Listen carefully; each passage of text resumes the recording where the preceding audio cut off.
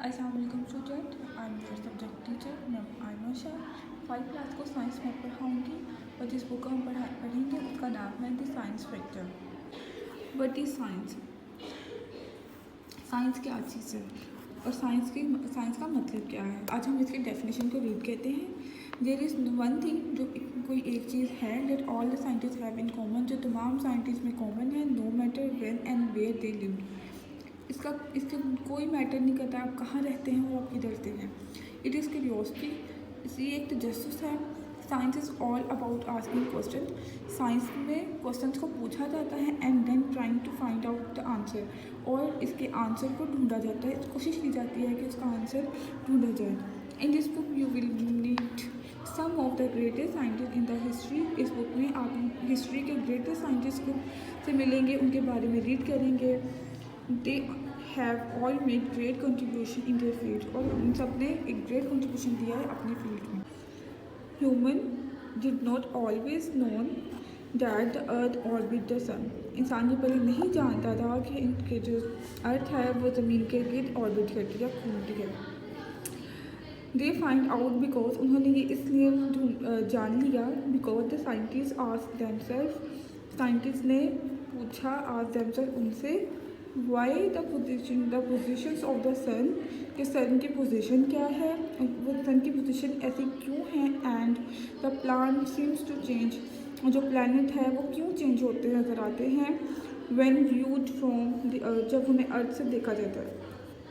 They then spend centuries trying to find out the answer. Scientist ने इस चीज़ के ऊपर सेंचुरीज से वर्क किया और इसका आंसर को फाइंड आउट किया।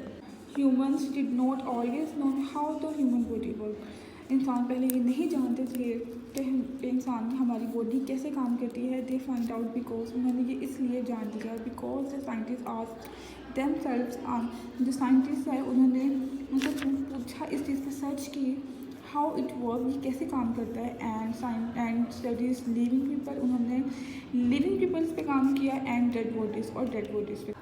Human did not always know why things fall back to earth and when they were throw into the air. इंसान की बात नहीं जानता था कि जब हम किसी चीज़ को ज़मीन की हवा में फेंकते हैं तो वो वापस ज़मीन पे क्यों आते हैं।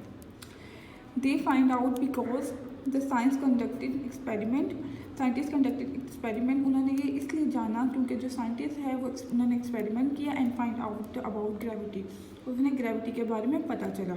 इसकी एग्जांपल हम देख सकते हैं बॉल की।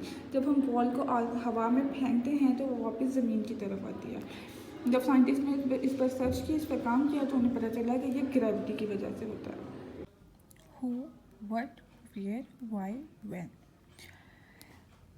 Are the most important words for the scientist. ये जो वर्ड है, हु कौन, व्हाट कैसे, वेयर कहाँ, वाई क्यों, व्हेन कब, ये जो वर्ड्स हैं ये साइंटिस्ट के लिए बहुत इंपॉर्टेंट होते हैं। इफ़ यू लाइक साइंस, अगर आप साइंस को पसंद करते हैं and want to explore the world around you, और आप अपने इर्द गिर्द की दुनिया को जानना चाहते हैं, then they will become the important words for you as well. तो ये वर्ड्स जो है ये आपके लिए इम्पॉर्टेंट है। फॉर एग्जाम्पल, मिसाल के तौर पे, you may want to find out, अगर आप ये जानना चाहते हैं, who will come down in slide faster, एक स्लाइड से कौन पहले नीचे जल्दी आएगा, अ हैवी पर्सन और अ लाइट पर्सन, एक हैवी पर्सन या एक लाइट पर्सन। जहाँ तक हमने रीड किया है आपने इसको अच्छी तरह से याद करना है। कल को मुलाकात होगी नेक्स्ट लेक्चर में। अल्लाह हाफिज़।